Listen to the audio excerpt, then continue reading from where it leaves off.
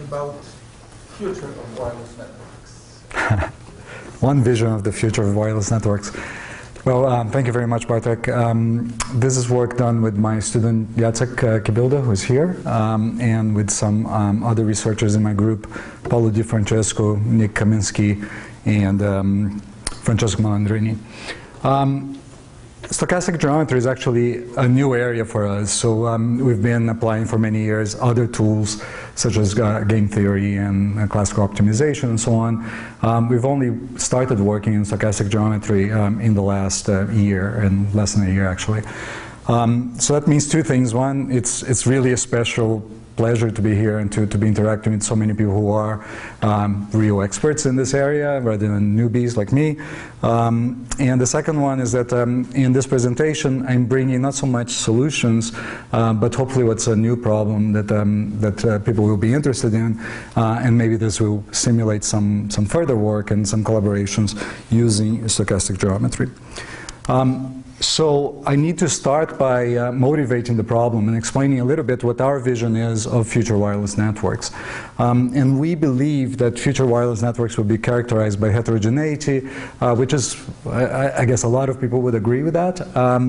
But we mean heterogeneity perhaps in a broader sense than sometimes is discussed.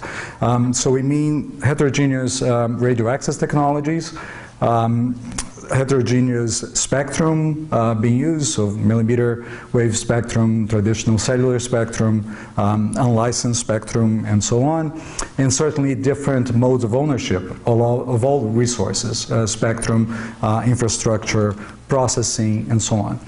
And what we envision is that these resources will then be weaved together, will be orchestrated so as to create these networks in a tailor-made way to fit the needs of particular over-the-top service providers. So we're really envisioning that Netflix might have its own wireless network and Facebook would have its own and so on. Of course, it makes no sense for Netflix to go out and deploy infrastructure and to purchase spectrum and so on, but it might make sense to create these networks virtually. And if you create these networks virtually, that means that you have to be able to share resources in some way. So there would be multiple virtual networks operating on a set of physical resources, and that requires resource sharing. So the application of stochastic geometry, which we'll talk about in a few minutes, is really an application to the sharing of existing resources. And at the moment, this means sharing of infrastructure and sharing of spectrum. And in particular, sharing among operators. So our longer-term vision is one of virtualized wireless networks that utilize resources that may belong to multiple operators of different sizes, etc. Our shorter-term vision is that you have more and more resource sharing among existing operators. All right. So just a little bit of maybe extra convincing about this idea that you can have virtual wireless networks, and that the entity that's driving this is actually the over-the-top service provider. It's not a traditional cellular provider. So we all know about things like Kindle, right? So you buy a Kindle, it comes with free 3G. So the wireless access comes as part of the service that you buy, which is this ability to read books and buy books and so on. More recently, we see things like Wikipedia Zero, or Google Free Zone, or Facebook Zero. So these are agreements between these entities, Facebook, Wikipedia, Google, and wireless providers, wireless operators, so that you gain access to these services without counting against your data plan. So you have service from a particular operator, and this operator has an agreement with Facebook, offers Facebook Zero. Now you can actually use Facebook without counting against your data plan. So this already exists. Some of these exist quite broadly, including in Europe. Some of these are more limited at the moment to emerging markets, Africa, some Asian markets, and so on. But these are all ways in which the over-the-top provider is trying to actually gain control of the network and to actually provide their services in a way that includes the wireless access. And recently there's some discussion of ESPN. ESPN wants to subsidize some wireless data plan so that we can watch snippets of games or full games or whatever on our mobile without counting against our data plans. So all of this, in our vision, points towards this future that really looks at all of the resources as a big pool of resources, be it infrastructure, spectrum, the ability to do processing or storage or backhaul or what have you. And then from this pool of resources, you can then orchestrate a wireless network. Okay. This will take a while to become reality. If it becomes reality, maybe it's not going to happen exactly how we envision, but we think that some ingredients of this, namely the sharing, are going to be part of this future of wireless networks. So we start with sharing, and we start in particular with sharing among operators, which is something that already happens at varying scales. And we mean a little bit more than just sharing the same cell tower, same mast, but also share the entire base station, and in some cases to share spectrum. And then there are two ways in which we try to get at some of these problems. One is using some of the tools that we have been using for a while in other contexts, like in cognitive radio and dynamic spectrum access and so on. So we're applying game theory to look at what are the incentives for sharing of resources among operators. And we're looking at optimization in order to figure out, okay, where is it better to try to share these resources? Where is it more profitable? And what are the limitations to that? And then more recently, we started using stochastic geometry to try to understand some of these limits. So we are starting down this path, and I'll show some of the initial results we have, and hopefully there'll be a lot more to come, and hopefully with some of you all. So in terms of optimization, so just to give you a flavor of the types of problems that we're looking at, first of all, if you just look at performance improvements in sharing, the results tend to be kind of obvious, that if you share, you're more efficient in using resources and in meeting demand. But so what's more interesting is to look at what are the limitations of sharing, limited by some realistic assumptions. So we're looking, for instance, in how does regulation to ensure that there is a proper amount of competition in the market, how does that limit the potential benefits of sharing? We're also looking at what is the effect of this sharing on different types of services. So if you share resources, how does that affect guaranteed bit rate types of service? How does it affect best effort types of service? And what we see is that the effects are actually heterogeneous over these different types of services. So we try to get at that using optimization. And then using stochastic geometry, we're trying to start by looking at what are the fundamental trade-offs between the different types of sharing that we can have. So those of you who were here for the poster session yesterday may have seen some of this story. So we're comparing 4 different situations of spectrum and infrastructure sharing. So in the first situation, we have no sharing. So 2 operators, let's say, each of which has its own licensed spectrum on which it operates, and then the users of each operator can only access base stations belonging to the operator, which in turn use spectrum leased to that operator. Okay, so no sharing whatsoever. The second version would be infrastructure sharing. So imagine that every single base station actually contains a base station, or every single mast, let's say, contains a base station that belongs to operator A and a base station from operator B. They don't share spectrum in any way, but now you increase essentially the density of these base stations, and you can, any user can then connect to the closest base station, regardless of whether that base station belongs to the operator that it subscribes to. The third version would be looking at spectrum sharing only. So there's no infrastructure sharing, but every base station actually uses the combined spectrum that was licensed to both operators. So you still have to connect to the base station of the operator that you subscribe to, but all the base stations use all of the spectrum. And the fourth version is you have infrastructure and spectrum sharing. So now you can connect to the base station from which you have the strongest signal, but regardless of whether that base station belongs to your operator or not, and every base station uses the combined spectrum of the two operators. So 4 different situations in terms of this spectrum of sharing that's possible. And then we look at the effect of the distribution, the spatial distribution of the base stations of the two operators on the performance that you have from this sharing. So we look at 3 cases. One is that the deployments by each operator are homogeneous Poisson point processes, and they're independent of each other, so independent deployments. The second one, that there is some clustering, there's some dependence between the deployments of the two operators. In particular, we use Gauss Poisson process, and then we vary, so we place the initial points according to Poisson process, and then you place a second point around a circle of some radius u, and you can vary that radius u and then vary the amount of clustering there is. And that second point is placed with some probability p, so that allows us to also investigate what happens when you have some imbalance in the resources of the two operators. One operator is much bigger than the other one.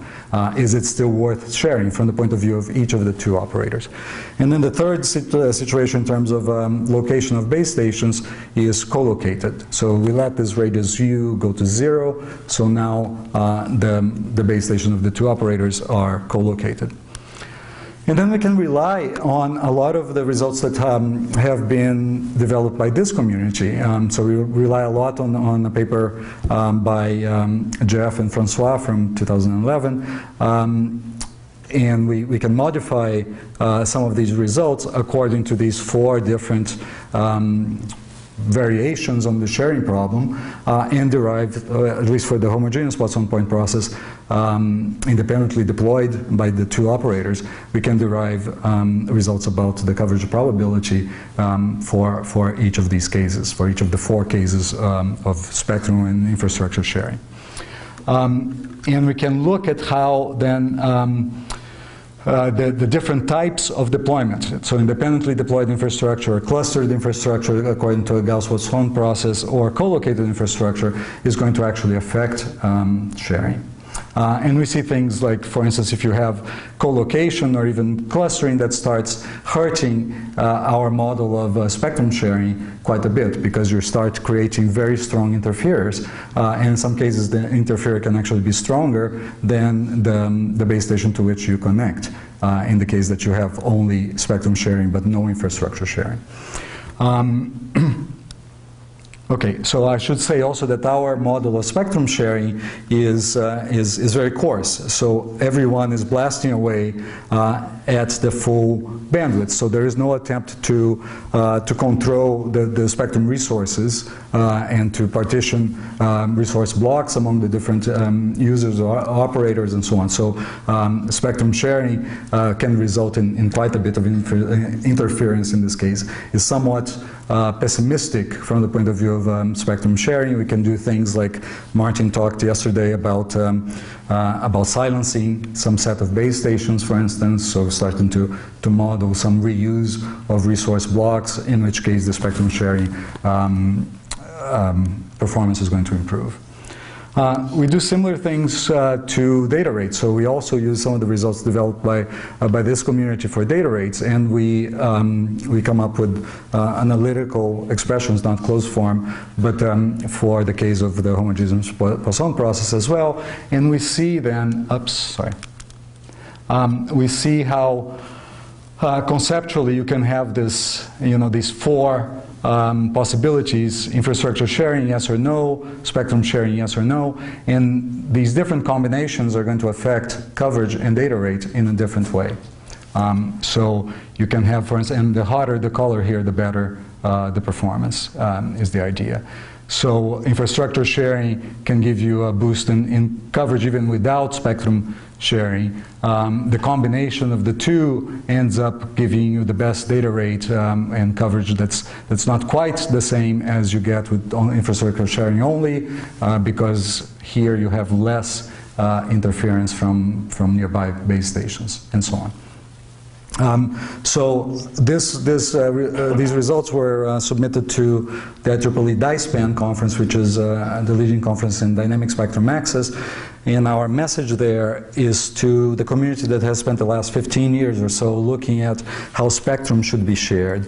And what we want to say is that, okay, there's more to sharing than just spectrum, that you have to also look at other dimensions of sharing and the combined effects of different types of sharing.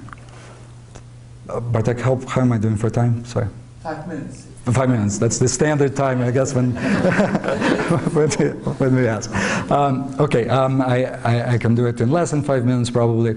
So this is one area of work, and we already saw some of the results reported here in the last 2 days, which are fairly simple extensions of the study that we've done so far. So allow us to extend the work that we've done so far in this area. But okay, so the other thing that we conjectured was that if you model this infrastructure deployment by multiple operators, you're going to get a lot more clustering than if you look at infrastructure deployment by a single operator. Certainly, deployments are not independent. Right, so when I was going to give some European examples, but American examples, when AT&T goes out and deploys its network and Verizon does the same, they don't do that independently. Certainly the demand is correlated, and certainly the constraints that they face are very similar. So they're both looking for places where they can actually put up a mast, they can put up a tower. So we conjectured that would result in a lot more clustering. So the other thing that we have been trying to do for the past few months is to look at what might be good point processes to model combined infrastructure deployment by multiple operators. So we basically looked at some different candidates. So Paul talked about Cox processes. We looked at some Cox processes, in particular the log-Gauss Cox process. We looked at some clustered processes, the Mattern cluster process and the Thomas process. And we tried to compare, to evaluate the goodness of fit of each of these to some real-life examples. So we took some deployments in Ireland, some deployments in the UK, some in Poland. We looked at cities of varying sizes of these three and did some goodness of fit studies to all of these. And this is one example. This is one example for Dublin, where we take 99 realizations of the fitted point process that we want to compare against. We also take the homogeneous point process. So this line here, these two lines don't change in all of the plots. One is the Poisson point process. And by the way, this is the empty space function for the Poisson point process. This is the actual data generated. So from Dublin in this case, but we also did it from Manchester in the UK, from Warsaw and some other cities. And then the gray area are 99 realizations of the fitted point process that we're comparing against. And when this gray area contains, I guess, this lower curve, which is the actual the curve from actual data, then you essentially get a better fit from the model to the data. And in this case, we see that, first of all, that as you start looking at more clustered processes, this is the Matron cluster process, the Thomas process, these two are the log-Gauss-Cox processes, you start getting better fits to the real data. In this particular case, the best fit comes from the log-Gauss-Cox process. These two just are different autocorrelation functions for the Gaussian process that defines the intensity of the Poisson point process. And these results tend to be pretty robust to the different cities that we investigated. So in almost every case, it passes the goodness of fit test for some of these more clustered processes. The problem, of course, that these are not analytically tractable, so we can't yet combine some of this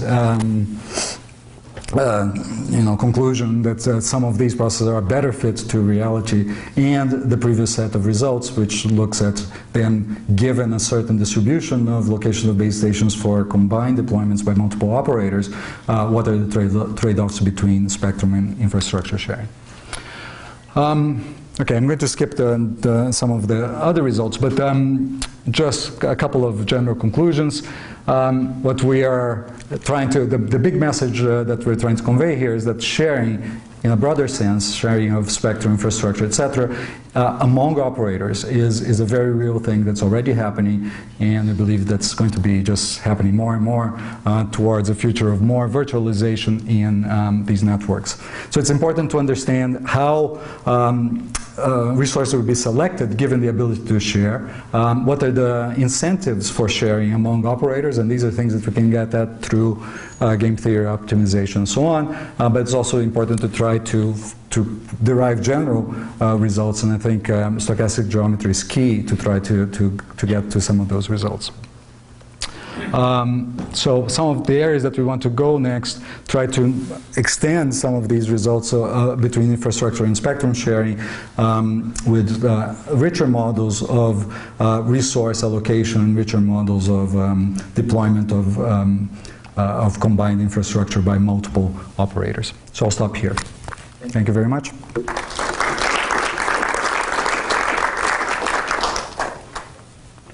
One quick question, if there is any. When you did the fitting, you used the second moment measure or second moment density to do fitting, but then to evaluate you used an empty space function, and Yep. then it turned out that the standard cluster processes are not quite clustered enough. So why don't you just empty space function, use the empty space function in the first place to do the fitting? Because we can certainly make the cluster processes more clustered if needed. Yeah. If you want to achieve a certain empty space function. So we try to do the fitting on a different measure than the test, right? We haven't tried to do the fitting directly on the empty space function and then control the cluster. Maybe that's something that we can also do at this point. That the higher correlations somehow matter. Mm-hmm. That's why you don't get a good fit for the empty space function. Yeah. Thank you again. Okay. Thank you.